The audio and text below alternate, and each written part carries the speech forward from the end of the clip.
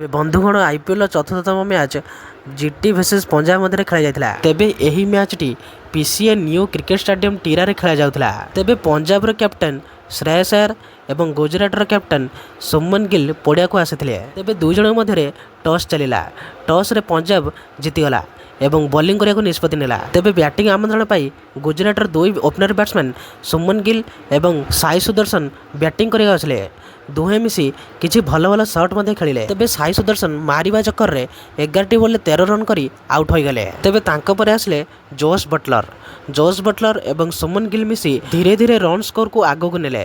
किंतु सुमन गिल चहल को बॉल को छक्का मारिबा उद्देश्य रे एक बड़ शॉट मारिले, किंतु बॉल टी गलानी। बाउंड्री पाखरे थिबा फिल्डर धरि नेला एवं से 27 बॉल ले 39 रन करी आउट हो गले। से आउट हो जाय साला परे आसले ग्लेन फिलिप्स मध्य किछि भल शॉट खेलिले, किंतु तिष्टि पारिले नाही। से 17 बॉल 25 रन करी आउट हो गले। तेबे तांको परे आसले वाशिंगटन सुंदर। से मध्य 16 बॉल 18 रन करी आउट हो गले। तेबे समस्ते भाबुथिले जे जोश बटलर शेष पर्यंत रही मैच रो स्कोर को आगु नेबे, हेले से मध्य 33 बॉल 38 रन करी आउट हो गले। से आउट होई जाय साला परे आसले शाहरुख खान, किंतु शाहरुख खान मध्य किछि करि पारले नाही। से मात्र 6 बॉल 4 रन करी आउट हो गले। तापर आसले राहुल तेवतिया। तेबे राहुल तेवतिया एवं राशिद खान शेष ओभर पर्यंत रहिले। राहुल तेवतिया 10 बॉल 11 रन एवं राशिद खान 1 बॉल 0 रन करथिले। किंतु शेष ओवर रे एक मजालिया दृश्य देखा मिलला।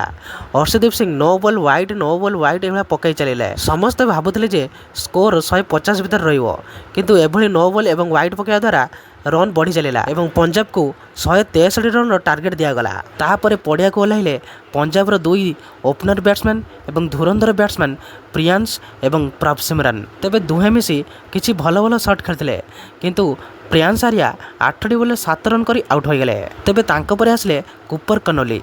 प्रभ सिमरन एवं कुपर कनोली किछि भल शॉट खेलिले एवं रन रो गति को आगो को नेले। तेबे एहारी भितरे प्रभ सिमरन रशीद खान को बॉल को छक्का मारे को जाई फिल्डर हाथ रे कैच धराई देले। तेबे प्रभ सिमरन 24 बॉल 37 रन करी आउट होला परे आसले श्रेयस अय्यर। तेबे श्रेयस अय्यर आसे कि किछि भल शॉट एवं छक्का चारि मध्ये माइले। ठीक एही समय कुपर कलिन बैटिंग करथिले एवं नॉन स्ट्राइकर थिले श्रेयस अय्यर।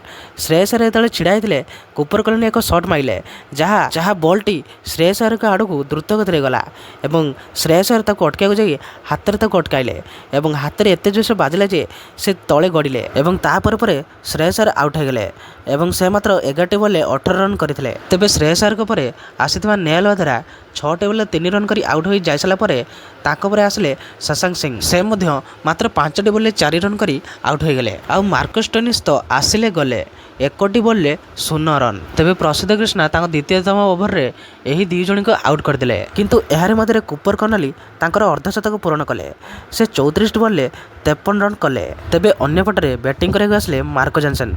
से मात्र 10 बॉल 9 रन करी आउट हो गले। तेबे गोटे पर गोटे विकेट गड़ी चली सत्य, किंतु 44 बॉल 72 रन करी कुपर कॉलोनी पंजाब को मैच जिताई थिले। तेबे पंजाब किंग्स 19.1 ओवर रे 165 रन करी जीति जाइछि। तेबे एही मैच रो सुपर हीरो हेले कुपर कॉलोनी, जे कि शेष पर्यंत रही मैच को जिताई देले। तेबे दर्शक बंधु आपण माने जदि एही भली वीडियो देखिया पय चाहउछंती ताले वीडियो रे लाइक एवं चैनल को सब्सक्राइब कर देबे।